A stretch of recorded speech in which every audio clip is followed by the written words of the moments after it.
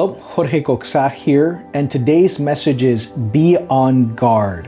Guard your words. Now, this is a big one for me, well, partly because my main love language is words of affirmation, so I always guard my words as best as I can. But that aside, it's also important to guard our words because life and death are in the tongue, and the Bible actually tells us that. Today's text, though, is found in the book of Luke chapter 6, and we're going to look at verse 44 and verse 45. But pay attention to what the Bible is saying here. For every tree is known. I'm going to pause there for a minute, just let that sink in. Every tree is known by its own fruit. For men do not gather figs from thorns, nor do they gather grapes from a bramble bush. A good man out of the good treasure of his heart brings forth good, and an evil man out of the evil treasure of his heart brings forth evil. For out of the abundance of the heart, his mouth speaks. So what Jesus is saying here is very specific. He's saying, you're not going to bring forth good from an evil place. You're not going to bring forth evil from a good place. Like what's in your heart will be reflected by the words you speak. And words are huge in the biblical narrative because God uses his speech to bring life into existence. I mean, if you think about how does God create the world? The Bible says, and God said, let there be light, and there was light. And God said, his creative process involves words, involves speech. Out of the goodness of God's heart, he created abundance and nature and plants and animals and humans. It was out of the abundance that was in his heart, out of the goodness that was in his heart. The Bible tells us in the book of John that the Verb became flesh, and the Verb was with God, and the Verb was God. All of these things, again, speaking to the fact that God utilizes his words very carefully. And he uses his words to create, to build, to create beauty, to make things wonderful.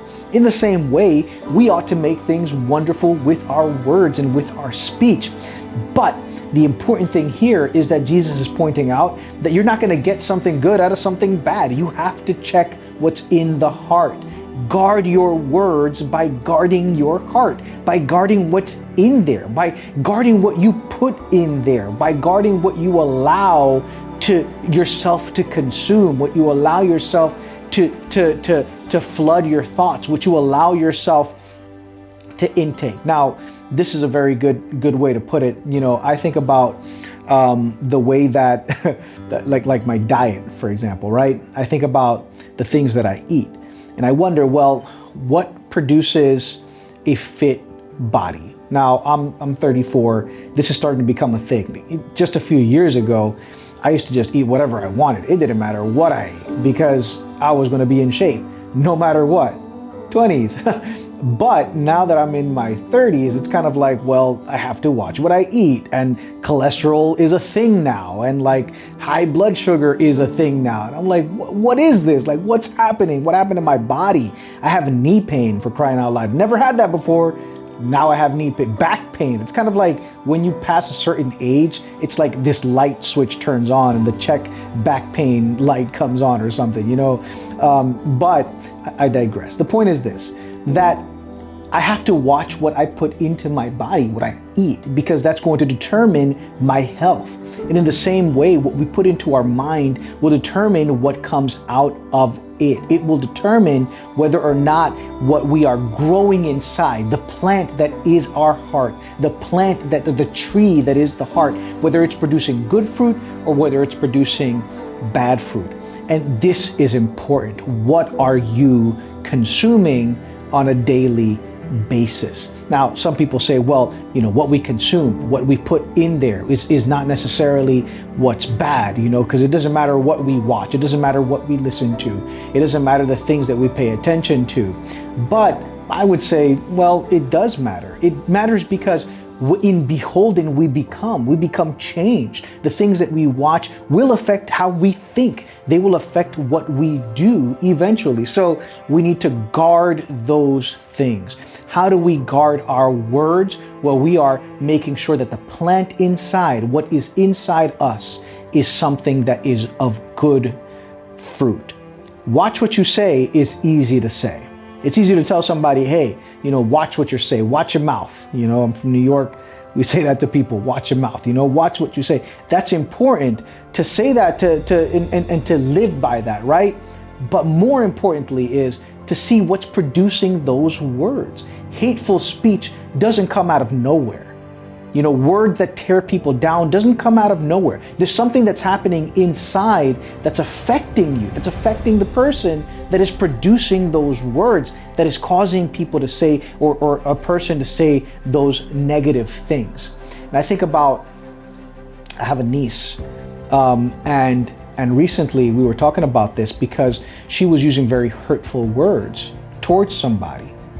And in digging deeper, in talking about what was happening with her and what was happening in her heart, we realized, well, the things that she was experiencing inside of her insecurities and her pain were causing these words. So in reality, she was just hurt about herself, but she would verbalize this hurt by hurting with her own words, hurting other people. So maybe the things that we are saying to people to hurt them are actually things that hurt us. They're things that are hurting within us that we haven't dealt with. And this is why it's so important that we deal with our own stuff, like deal with your own things before you go out into the world, right? And you talk to people. Maybe you're not angry at your spouse. Maybe you're angry at yourself. Maybe you're not angry with your kids. Maybe you're just feeling rejected and frustrated because of your own childhood trauma.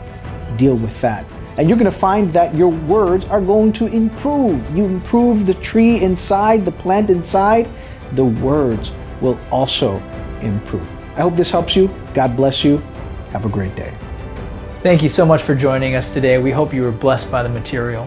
We also want to remind you that there are several great ways to make sure you're staying up to date on our content as part of our 360 Legacy Plan. First, subscribe to this channel by clicking subscribe below. You can also download our incredible new app in the Apple App Store and Google Play Store. Just search Legacy Minded Men. And finally, visit our website at legacymindedmen.org for more information on what we believe, upcoming events, and how to join a group. Thanks again for watching.